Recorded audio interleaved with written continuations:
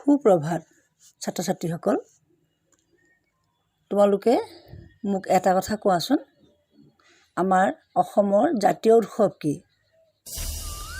অসমৰ জাতীয় উৎসৱ হৈছে বিহু, নহয়নে?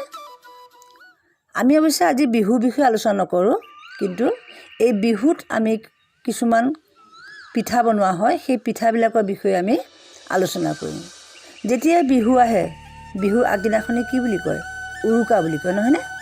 উৰুকাৰ দিনা পাকঘৰত মা, পেহী, খুৰী সকলোৱে মিলি বিভিন্ন ধৰণৰ পিঠা বনায়, নহয় জানো? তোমালোকে পিঠা খাই ভাল পোৱানে বাৰু?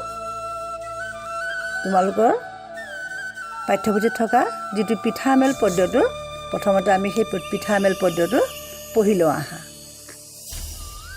অকণমানিহঁতৰ ভৰালি কোঠাত বিহুৰ উৰুকা ৰাতি, পাচিত বহি পিঠাবোৰে আছিল কথা পাতি। চুঙা পিঠাই মাতিলে খপৰাই, খোলা চাপৰিয়া বাই, দেশৰ কথা দহৰ কথা শুনিছনে নাই?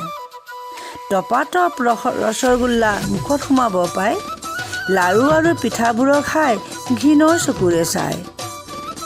পিঠাৰ এই ঘোৰ অপমান তালৈ কোনে কৰে কাণ, এইদৰে হ'লে আমি বেছি দিন জীয়াই থকাই টান। এই দেশত আৰু বেছি দিন নাই আমাৰ ভাত, কিয় ক তেনে দুখ লগা কথা, সুতুলিয়ে দিলে মাত। ফেনী পিঠাই দিলে উত্তৰ ফেন উলিয়াই, হওঁতে আমাৰ চুঙা বোপাই মিছা কোৱা নাই। আজিকালি আৰু অকণমানিয়ে নাপায় আমাক চিনি, লুচি লাগে, বিস্কুট লাগে, লাগে চাহ পানী।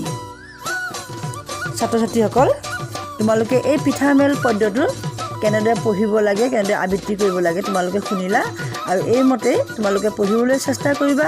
আৰু এই পিঠামেল কবিতাটোত আমি যিখিনি পিঠা নাম পাইছোঁ, বিহুৱে সংক্ৰান্তিয়ে যিখিনি পিঠা মাহঁতে খুৰীহঁতে বনায়, সেই পিঠাবিলাকৰ নাম তোমালোকে জানিবলৈ চেষ্টা কৰিবা। কি কি পিঠা নাম পাইছা বাৰু কোৱাচোন? তোমালোকে মোৰ লগতে তোমালোকে কৈ যাবা দেই।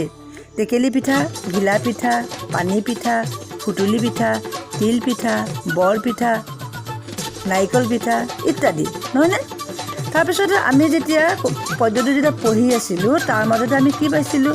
ৰসগোল্লা পাইছিলোঁ, বিস্কুট, লুচি এইবিলাক পাইছিলোঁ, নহয় জানো? কৈছে কবিতাটোত কৈছে যে আজিকালি কণমানিহঁতে, মানে তোমালোকৰ নিচিনা সৰু সৰু ল'ৰা ছোৱালীবিলাকে কি খাই ভাল পায়? বজাৰৰ পৰা অনা, মিঠাই দোকানৰ পৰা অনা ৰসগোল্লা, এবিধ মিঠাই নাম, নহয় জানো? সেই ৰসগোল্লা মিঠাই খাই ভাল পায়, লুচি খাই ভাল পায়, বিস্কুট খাই ভাল পায়, নহয়নে? কিন্তু এই পিঠাবিলাকৰ খাই বৰ এটা ল'ৰা ছোৱালীবিলাকে ভাল নাপায় বুলি কৈছে। কথাটো হয় জানো? তোমালোকেতো পিঠা খাই ভালেই পোৱা চাগে, নহয় জানো? তোমালোকে এই বিভিন্ন পিঠাবিলাকৰ নামবিলাক জানিবলৈ চেষ্টা কৰিবা, মনত ৰাখিবলৈ চেষ্টা কৰিবা, আৰু পিঠামেল কবিতাটো তোমালোকে ঘৰত ভালদৰে শুদ্ধ উচ্চাৰণেৰে তোমালোকে আবৃত্তি কৰিবলৈ শিকিবা। আৰু মই কাইলৈ তোমালোকৰ আবৃত্তি কৰি তোমালোকে মোক শুনাব লাগিব দেই। ধন্যবাদ।